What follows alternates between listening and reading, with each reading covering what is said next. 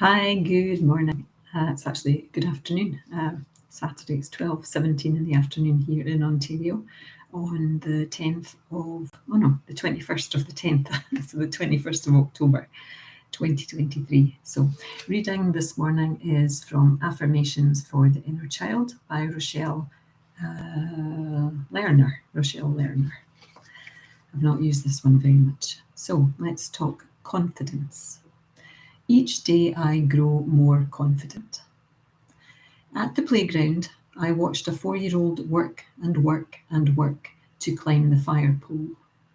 She focuses all her intensity on her task, and when inevitably she slips down, she tries again. I am amazed at her efforts. When I was 4 years old, I was easily frustrated. If I didn't succeed on the first try, I got angry. Unfortunately, my anger wasn't allowed, so I turned my anger inward and learned to give up. Today I will allow my 4-year-old within me to work at climbing the pole. She grasps the pole with her hands and wraps her legs around it, pulling herself up. Then she slips because her muscles aren't strong enough. She wants to quit, but I tell her what a great first attempt she made. Encouraged, she tries again. One day, she climbs all the way to the top. Then she gets her reward, a glorious slide to the ground and the chance to climb again. Well, how many of you resonate with that little story of being a child and turning your anger inwards because you were not allowed to express it outwardly? Certainly my generation, growing up in Scotland, there was a lot of that happening, that children were seen and not heard, and you certainly didn't get to have a tantrum in front of anybody. So your anger and frustration were held in. And I think what that created was a whole generation of people who had this anger from when they were a child stuffed down deep inside of them, and then maybe in later life struggle with that anger erupting because there's just no space for it to be added to anymore. So, maybe people end up with anger management issues. And certainly over the last, I would say 3 or 4 years, I have very much been in touch with my 6-year-old child who was not allowed to express anger.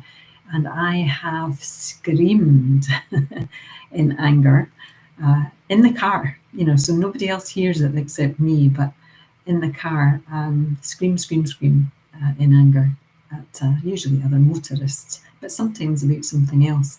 And it's felt great to be able to release that anger.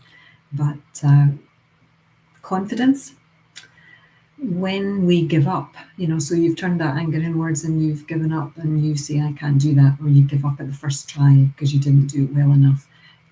Each time we achieve a small thing, it builds our confidence. So never discount anything small that you achieve, because that's where we build our confidence, with these small wins. So when there's a large project that we're doing, we can't have it all done at once.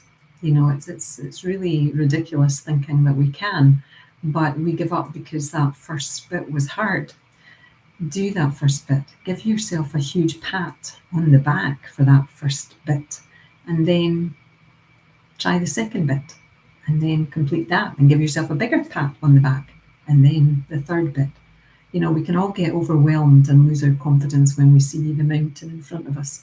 But if we break it down to little molehill-sized bites, then we can complete each one individually, one at a time. And each time we complete one, we can raise our self-confidence. So think about your confidence today. Do you have great self-confidence? Mine is certainly much better than it used to be. There is a remedy called Larch, which is very helpful to those who lack self-confidence. And that's where I'm going to leave it, because my 5 minutes are up. And I just want to wish you a happy rest of your day, wherever you are. And namaste, sending love out to you all. Bye now.